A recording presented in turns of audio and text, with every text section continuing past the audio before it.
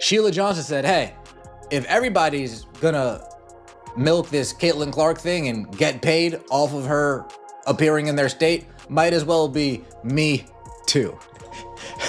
Salute to you. Lexie Brown just shut down the idea that no one wanted to play with Caitlin Clark. The Seattle Storm guard, who once had her own doubts, is now one of Clark's biggest supporters in the WNBA. What changed? Brown faced Clark on the court and saw exactly what she brings to the game. Now, she's calling out those who pushed that false narrative, including Cheryl Swoops, who claimed no one wanted to go to Indiana. I hope. Really interesting. Brown didn't take weeks or months to change her mind. It happened after just one game. That's right. One game was all it took for this WNBA veteran to completely flip her stance on Clark. And Brown didn't sugarcoat it either. Her reaction? Oh Dan, she is legit. Clearly, she wasn't expecting what she saw on the court that night. She was a player who played for the Sparks. The WNBA has plenty of veterans who refuse to budge on their criticism of Clark, even when the evidence is right in front of them. Some are doubling down, unwilling to admit they might have misjudged her. Not Lexie Brown. She had the integrity to come out and say she was wrong. Way wrong. That kind of honesty is rare in professional sports, and it makes her shift in perspective even more powerful. Brown's defense of Clark holds so much weight. She's seen both sides, first as a skeptic and now as a believer. She didn't form her opinion from social media clips or secondhand narratives. She experienced Clark's talent firsthand. That makes her words more credible than any media spin or outsider speculation. Brown isn't just defending Clark. She's setting the record straight based on what she saw with her own eyes. And that's one of the things where it's like, why I don't have anything against Diana Taurasi, where it's like, you can be wrong about a player, but then, like, if you're proven to be wrong, don't stay wrong. Brown saw something that went beyond just great shooting and passing. She saw a player who completely changed the game when she was on the court. Her vision, her confidence, her ability to control the pace. It wasn't just about putting up numbers. It was about the way Clark elevated her entire team. That's what turned Brown from a skeptic into a believer, while others still refused to see what's right in front of them. Swoops claimed that no one wanted to play with Caitlin Clark took off fast, even though it had no real foundation. It's a wild statement considering Clark's passing ability, leadership, and how much she elevates her teammates. But the bigger question is, who started this narrative in the first place, and why were so many people eager to believe it?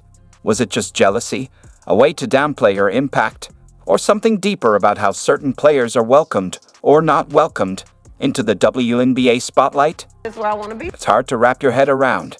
Cheryl Swoops, one of the greatest players in women's basketball history, actually said players wouldn't want to go to Indiana because of Caitlin Clark. She flat out claimed that free agents would avoid playing with one of the most exciting passers and scorers the league has ever seen. Does that even make sense? Why would players shy away from a teammate who makes everyone around her better? You know what I mean? Playoffs, but I also know players on that team that are like, oh hell no, we don't want to just be here. Yeah. Because then when you I was about to say that. Because then when you factor in free agency, you got players on this Indiana Fever team. They getting paid anyway? That are like, no, but players who will be free agents next year.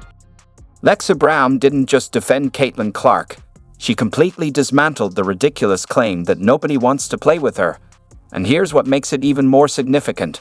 Brown is part of the same podcast network as Cheryl Swoops, *Gil's Arena*.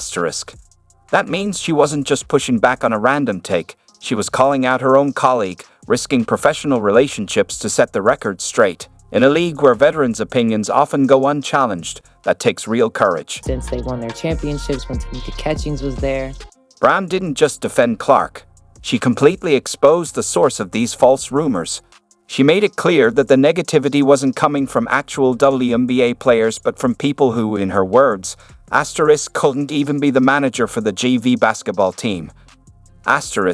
That's a brutal takedown, calling out the keyboard warriors who have no real basketball experience yet feel qualified to spread misinformation. Just about defending a rookie.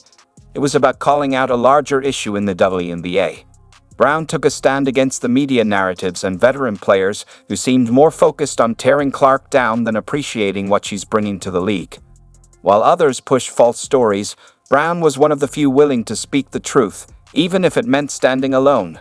Those are people in the WNBA saying that. Those are Twitter fingers people saying that. Twitter fingers. Who didn't make the JV basketball team. They don't know. We couldn't even be the manager for the JV basketball team. The irony here is impossible to ignore. While WNBA legend Cheryl Swoops claimed no one wanted to play with Clark, an actual player in the league, Lexie Brown, said the exact opposite. This isn't just a difference of opinion. It's the contrast between speculation from the sidelines and first-hand experience on the court. Brown didn't just push back. She completely dismantled one of the loudest narratives in women's basketball, proving that the reality of playing with Clark is far different from what some critics want people to believe. Which is the players in the league need to start holding each other accountable and not allowing nonsense to be spewed on these podcasts and not be challenged. You know what I'm saying? So thanks for watching. If you enjoyed the video, don't forget to like,